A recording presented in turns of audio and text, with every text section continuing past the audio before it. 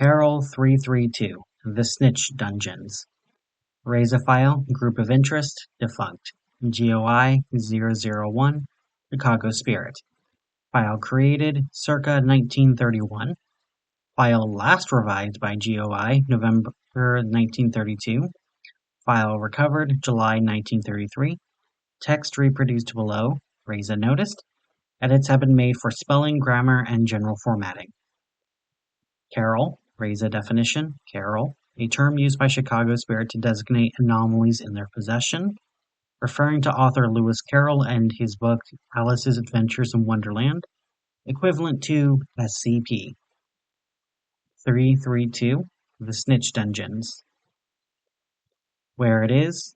Manhattan, 17th Street. It used to be a hospital, and we bought it after the Great War in case we would need it for New York operations. 4 stories high, just next to a boarding house and a bank. Can't miss it. Whatever you do, don't open the doors to the bedrooms. Who knows about it? This one's a trade secret, and none of our other competitors or those Foundation guys have the scoop on it as far as we know. I know a lot of people are on edge because the secret spirit got shut down, but we won't make the same mistake twice. All of the guys we have working security and watching the snitches are loyal to Chappelle and would take a bullet for him. As for who we can tell about it, well, we need what we call a rumor weapon. Don't go around telling everyone we've got a place for all the people who turn on us. But if you're at one of our bars and you hear people talking about Richard does 2 double-crossers, maybe mention that you heard about a terrible place that they go. A place where they don't die but wish they could, because of what they did to us. Keep it vague. What people don't know about now can be just as powerful as what they do. How we made it? In 1930, we had a snitch problem. When you're in the business we are in, there are 2 kinds of people. A friend of ours and a friend of theirs. We tried to keep our friends local in the beginning and closely under our wing. Spirit was once easy to keep under a tight watch. In the old days, we only had each other, and even the lowest Fink wouldn't go to Chicago PD because we didn't have enough to offer them. But once the 18th Amendment rolled around, everything changed. In less than 2 years, we went from a local operation to a nationwide bootlegging empire. The money was rolling in, but so were the expenses.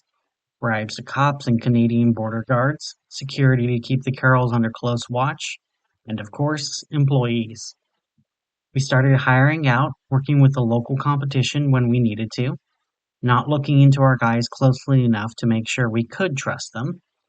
When we opened the secret spirit, it finally came back to haunt us. What's the best way to keep the law from catching you?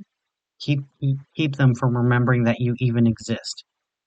I don't know how the boss did it, but he managed to make a speakeasy that slips out of your mind without the password. Like Joe sent me. But if Joe didn't actually send you, then you'd just be confused anytime you tried to remember where you were that night. The alcohol wasn't even that important. What was important was the trading room on the 2nd floor, the finest magic toys from the farthest reaches of Wonderland, for our carefully selected customers. For nearly a decade, there was no place to get drink and play God than the secret spirit. Then, someone snitched. Christmas, 1930, the Foundation shuts us down, kidnaps our patrons, and steals some of our best Carrolls. Boss demands how it happened, and it didn't take long to find out. Albert Jones from Queens, recruited by the Spirit in 1921 to run our first Manhattan operation, previous history with the local gangs, and a reputation for efficiency and ruthlessness. And also, cowardice. The little bastard got too drunk one night and broke into his ex's apartment and ratted us all out so he could get a reduced sentence. Right then and there, the boss decided that nobody would ever be able to turn on us again without paying the price. A message needed to be sent, and the dungeons were the way to do it. About 2 months after the secret spirit shut down, Richard Chappelle walked into the abandoned hospital with an unholy priest. Raise a notice. The specific religious denomination of the figure mentioned here has been subject to much debate. Research suggests the spirit may have been involved with occult groups during its existence, but no evidence of their specific identities has been discovered. And turned it into a palace of nightmares. He won't tell anyone else how he did it, so don't ask. Our finest day came when we found Albert and locked him inside his dungeon. He begged for mercy. We didn't give it. What we use it for. I'm sure you've all heard of one of Richard's favorite sayings. You can search for us, you can compete with us, you can even attack us if you think you're up for it. But if you turn on us, we will not forgive and we will not forget. Damn right we won't. Carroll 332 are the Snitch dungeons. The building we use them for and the dungeons themselves. From the outside it looks normal, and when you walk in, you don't notice anything out of the ordinary at first either. Lots of abandoned equipment lying around that we haven't bothered to pick up. All the doors to what used to be the bedrooms are closed, and behind each of them is hell. Well, not exactly hell, but close enough to it that they can't tell the difference.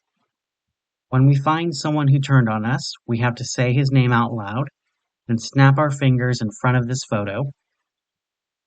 Picture of the former hospital staff and some patients in 1913. Richard said the people in the photo show up in the dungeons too. No need to find out. Soon as we do, he shows up in the foyer, and we're on him before he has a chance to react. We grab him and throw him into one of the open rooms and shut the door behind him. That's where the hell begins. The walls begin to melt away and the rumor gets bigger than all of New York. But no matter where they go, they can never get out. They'll always be in their own personal dungeon. We don't know exactly what happens to them in there, but we know they can't get out. And we know they screamed so loud we had to soundproof the building. The only ones who know for sure are the boss and the priest, and they're not telling. Note from the desk of Richard Chappelle. Raise a notice that this note was attached to the end of the original documentation. A lot of people have been asking about what happens in the Snitch dungeons. Frankly, none of you need to know or worry about it, as long as you do your job and keep your mouths shut. But I'll indulge your curiosity briefly to keep you motivated. Remember the blind guy in that picture? Imagine if he could see and you couldn't. Now imagine if you trusted that guy to lead you around, help you get to and from your home, the works. And one day he decides to push you into traffic for the fun of it. And that's what goes on in the dungeons. Betrayal. The snitches know what they did, and they know the lesson they're being taught in there. They scream because as soon as it looks like the nightmare is over, it starts up again. Know this, when you joined this organization, you gave more than just your life to us. You may think death is your ultimate respite when you decide you finally had enough, but it will be if we allow it. But if we falter or fail because of you, we can withdraw that privilege. Dungeons are your warning. I suggest you heed them.